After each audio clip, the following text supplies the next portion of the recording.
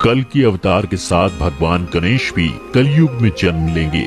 क्या आप जानते हैं कलयुग में कल की अवतार का साथ देने और पापियों का नाश करने के लिए गणेश जी भी जन्म लेंगे। कलयुग में भगवान विष्णु राक्षसों का वध करने के लिए अकेले नहीं आएंगे, उनके साथ विघ्नहर्ता गणेश जी का भी अवतार होगा। जिस प्रकार कल की भगवान देवदत्त नाम के घोड़े पर सवार होकर पाप का नाश करेंगे, उसी प्रकार गणेश जी भी नीले रंग के घोड़े पर सवार होकर पापियों का विनाश करेंगे, जिसके बाद सतयुग की नई शुरुआत होगी। गणेश पुराण में गणेश जी के इस अवतार का पूरी तरह से वर्णन मिलता है। इस पुराण में भगवान शिव ने पार्वती से कहा है कि कलयुग के अंत में भगवान गणेश 4 भुजा से युक्त होकर अवतार लेंगे। वहीं जहां भगवान विष्णु अपना 10वां अवतार कल की अवतार के रूप में लेंगे और कली पुरुष नाम के राक्षस का नामो निशान इस दुनिया से मिटा देंगे। लेकिन बढ़ते पाप को देखते हुए कलयुग के अंत में सिर्फ एक राक्षस नहीं होगा, जिसकी वजह से दुनिया में सिर्फ अधर्म का राज होगा। कली जैसे असंख्य राक्षस होंगे, जिसमें से एक खतरनाक और मायावी होगा अभिमानासुर। इस राक्षस का वध गणेश जी के हाथों होगा। कलयुग के अवतार में गणेश जी का नाम धूम्रवर्ण और शूर्पकर्ण होगा। भगवान के हाथों में खड़ग होगा।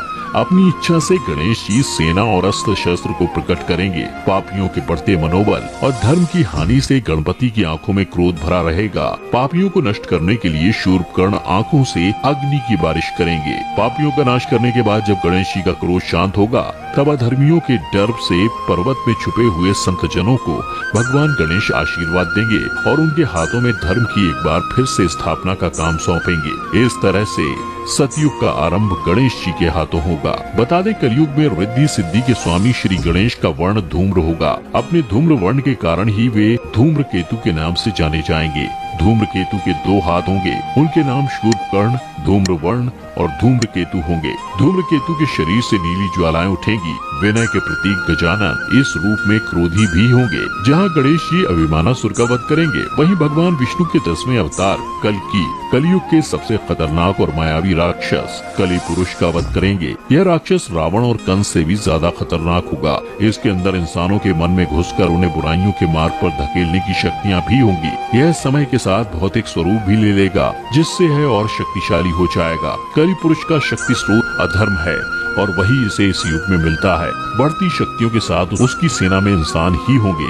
भविष्य पुराण में लिखा है कि आने वाले समय में सनातन धर्म पर घोर संकट आएगा। तब इंसान की सोच बहुत गिर गई होगी और संसार हर तरफ से सनातन धर्म को खत्म करने में लगा होगा। यह वो वक्त होगा जब कलयुग खत्म होने के कगार पर होगा। इतना ही नहीं, महाभारत में भी कलयुग के अंत में होने वाले प्रलय का वर्णन किया गया है।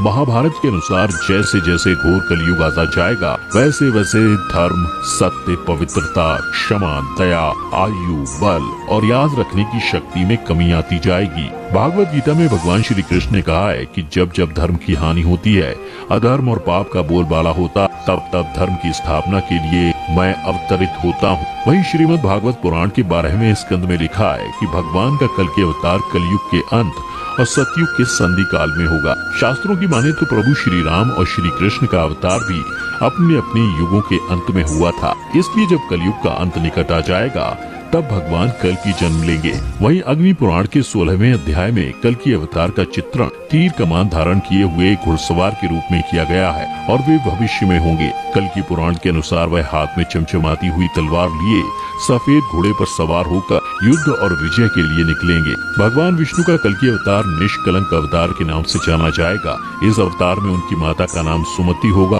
इसके अलावा उनके 3 बड़े भाई भी होंगे, जो सुमंत, कवि और प्राज्ञ के नाम से जाने जाएंगे। याज्ञवल्क्य जी उनके पुरोहित और भगवान परशुराम गुरु होंगे। विष्णु पुराण में कलयुग से संबंधित कई जानकारी दी गई है, जिसके अनुसार इस युग में पाप इतना अधिक होगा कि पूरी सृष्टि का ही संतुलन बिगड़ जाएगा। वहीं भगवान परशुराम भी इस कलयुग में जीवित हैं। वो भगवान विष्णु के 6ठे अवतार हैं। पौराणिक कथाओं के अनुसार भगवान कल्कि के गुरु भी परशुराम जी ही होंगे, जो कि कहा जाता है कि आज भी महेंद्रगिरी पर्वत पर तपस्या में लीन होकर कल की अवतार की प्रतीक्षा कर रहे हैं। अश्वत्थामा द्वापर युग में मुक्ति के लिए इस कलयुग का अंत करने वाले कल की अवतार की प्रतीक्षा में है।